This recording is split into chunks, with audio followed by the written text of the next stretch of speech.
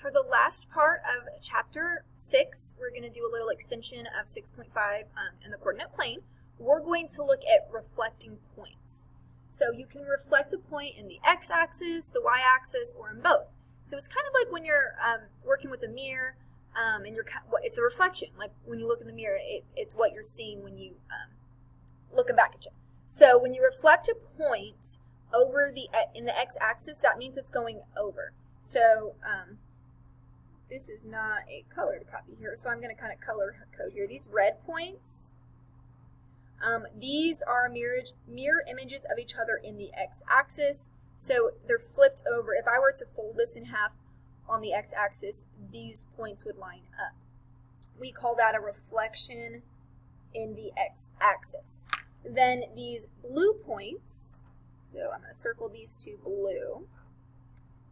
These 2 points, if you were to fold this over on the y-axis, those 2 points would line up. We call that a reflection in the y-axis. So you could just flip it. You could kind of picture where a lot of these are, but you could also find the reflection without even graphing it. And here's how. When you reflect a point in the x-axis, you use the same x-coordinate and then the opposite of the y. But then to reflect it in the y-axis, you're going to use the same y-coordinate and then the opposite of the x. So whichever axis you are reflecting in, you keep that coordinate the same.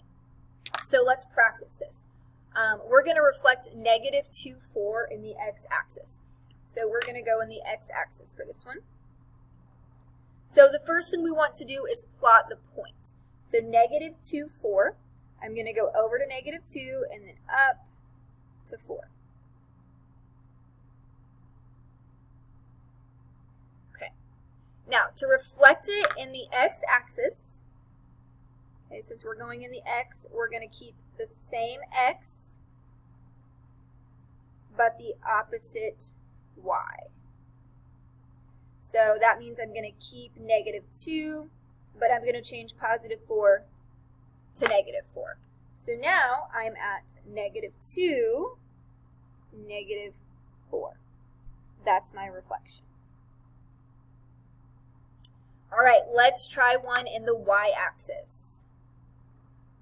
Okay, so again, we're going to plot the point first. So -3, -1.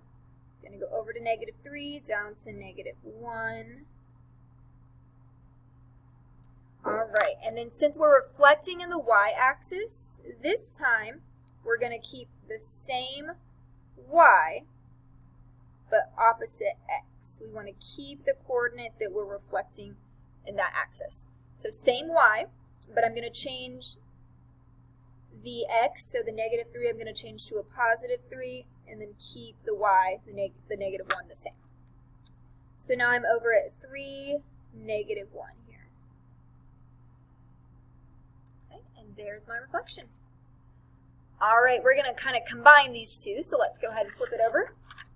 And we're going to look at reflecting in the x-axis and then followed by the y-axis. So our first step here is just to plot the point 2, 1. So I'm going to go over to 2, up to the 1. There's my 2, 1, my original point. The next step is to reflect that point, 2, 1, in the x-axis. So we know if we're reflecting in the x-axis, that tells us to keep the same x, but take the opposite of y. So my new point is going to be 2, -1. So I'm going to go over to 2, down to -1. There's my reflection in the x-axis, and if we did it correctly, we can see that it's flipped over the x-axis there.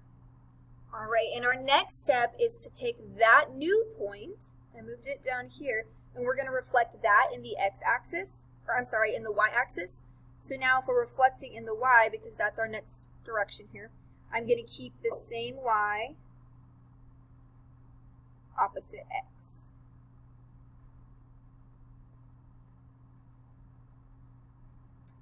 So now my new point is -2, -1.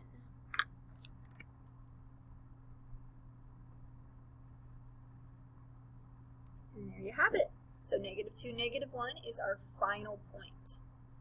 All right, in this last one, we're going to make sure we read the directions very carefully because it's going to tell us to do something a little bit different. So the first part says plot -3, 4. So first step, I'm going to go over to -3 up to 4. Okay. Then part A says to reflect -3, 4 in the x-axis. So that means we keep the same x. So I'm going to keep -3. But take the opposite of y. So that becomes -4. Okay, so I'm going to go ahead and graph that as well.